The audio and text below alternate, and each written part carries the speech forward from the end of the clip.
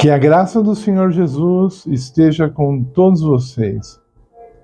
Hoje eu gostaria de falar um pouco sobre o legalismo, ou melhor, sobre o que as pessoas chamam de legalismo. Queria levá-los a meditar num assunto tão sério, tão importante, tão cheio de frutos, ok? Então, tem muitas coisas para falar em pouco tempo. Quero ali, vamos ver se eu resolvo rápido aqui. Tem um pastor americano, ele é da Igreja Batista. Faz um tempo que eu não ouço sermões dele, mas eu gosto de ouvi-lo pregar. E um dia ele contou no sermão dele que ele estava falando sobre a lei de Deus. E um irmão lá na Igreja Batista se revoltou e levantou e ficou bravo e falou assim: lá vem você querer colocar um jugo, um fardo sobre nós, né? E acusou o pastor de legalista. Aí o pastor falou assim: olha, a lei de Deus é uma lei de liberdade. Aí ele falou assim: qual é dos mandamentos que está te atrapalhando, irmão? Qual é dos mandamentos de Deus que está deixando você um prisioneiro? Ainda sugeriu: seria o não adulterarás? O pastor ainda falou para ele. O apóstolo Tiago fala que a lei de Deus é uma lei de liberdade, né? Mas não precisa ir longe, né? Quem, teoricamente, tá bom? Deveria ser o ideal no Brasil. Quem não quebranta a lei, quem não desobedece a lei, está fora da prisão. Quem desobedece a lei vai para a prisão. Esse seria o ideal, né? Na lei, pelo menos teoricamente, é assim que funciona, né? Até no filme de Bang Bang, né? Os bandidos são chamados de os foras da lei. Mas isso é um outro tema. Eu não vou falar sobre a lei em si nesse vídeo, uma outra hora. Eu queria falar mesmo sobre esse aspecto do legalismo. Muitos se apoiam em Efésios capítulo 2, um texto maravilhoso de Paulo, do verso 8 ao verso 10, ele fala assim: pela graça sois salvos, mediante a fé. E isso não vem de vós, é dom de Deus. Não vem pelas obras, para que ninguém se glorie. Só que no verso 10 ele fala assim que Deus criou as boas obras para que nós andássemos nela. Então, na verdade, Paulo e o próprio Jesus, eles não trouxeram ao povo uma mensagem de que não precisa ter obras. Muitos se enganam com isso. Sabe? Parece aquele aluno, né, que é preguiçoso, e ele chega assim: professor, você vai cair na prova? Não. Então eu não vou aprender, não quero nem saber. Vai cair na prova. Lamentável, né? Mas, então, se a gente for pensar assim, a seco, né? Somos salvos pela lei, no caso, desculpe, o termo é obras, né? O texto está falando de obras. Somos salvos pelas obras? Não. Então eu não preciso fazer obra. É isso? Foi por isso que Paulo levantou essa questão? Foi por isso que Jesus levantou essa questão? As obras não têm importância?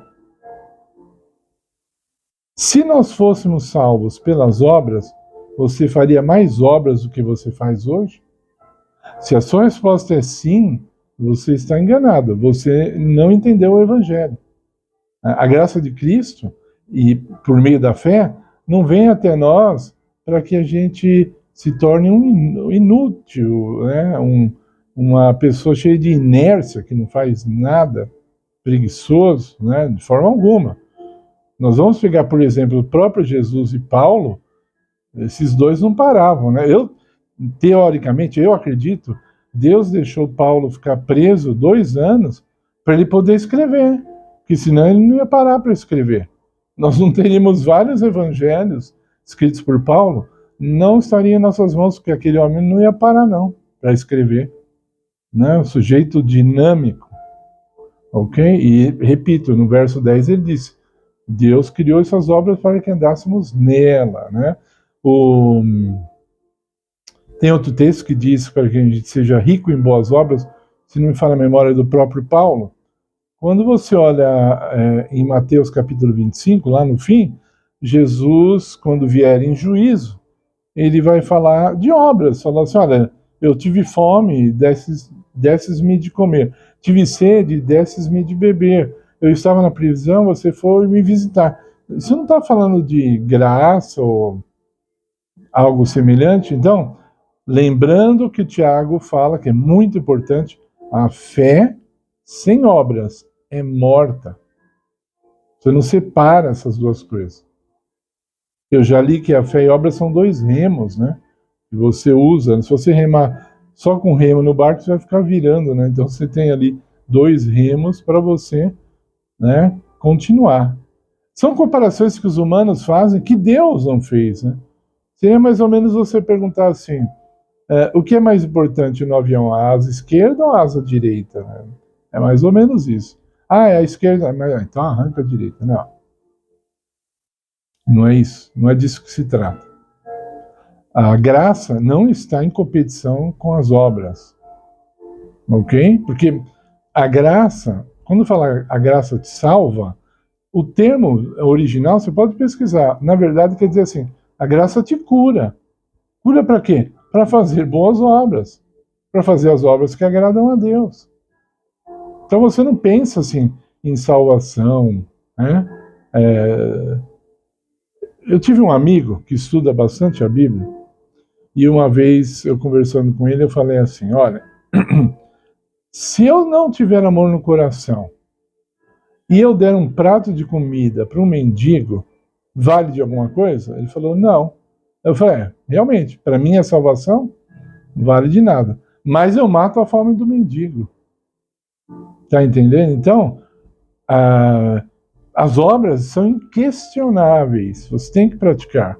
Agora, o espírito que você pratica, os motivos que você pratica, eles podem te levar a habitar com Deus um dia ou não.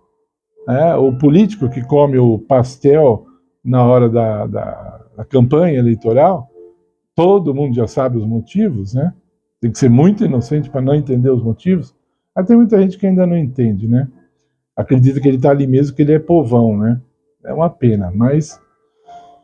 Então, os motivos condenam, né? Agora, quando você vê pessoas fiéis a Deus, elas nunca são inertes. Uma pessoa de oração e que estuda a palavra de Deus, ela pratica boas obras dentro do que ela pode fazer. Não vem pensar assim, mas eu não tenho dinheiro para fazer boas obras. Não, não é nada disso. Paulo também não tinha, Jesus cresceu numa favela, ele disse que não tinha nem onde reclinar a cabeça para dormir. Então, o ponto aí não é dinheiro. Aliás, não tem texto de Jesus dando dinheiro, né? A única vez que fala que Jesus deu dinheiro foi quando ele pagou o imposto, né? Que ele ainda falou para Pedro, vai lá, pega um peixe, se vai achar uma moeda, paga o imposto para mim e para ti, né? Então, não é esse o ponto, tá? Então, soa muito estranho alguém dizer que está na graça de Deus, não querer praticar obras, tá bom? Eu sempre gosto de dar o exemplo de Noé. Deus avisou Noé, olha, Noé, vai vir um dilúvio, é assim, explicou para ele como que era, o que o dilúvio ia fazer, você vai construir uma arca, né? Então, se nós perguntarmos assim, quem salvou Noé do dilúvio? Quem? A palavra já está dizendo, quem é para pessoas? Foi Deus. Tá? Agora, quem construiu a arca? Foi Noé. E se Noé não construísse a arca, ele seria salvo pela fé? Não. A fé precisava da arca. A fé ali, ele ia morrer afogado ali. Né? Você está entendendo? Então, aí você pode falar assim, mas qual é o papel da obra? Né? A obra tem o papel dela. É desenvolver o nosso caráter. É desenvolver a divindade em nós. Se nós praticamos as obras de Deus, em outras palavras, as obras divinas, nós estamos praticando a divindade.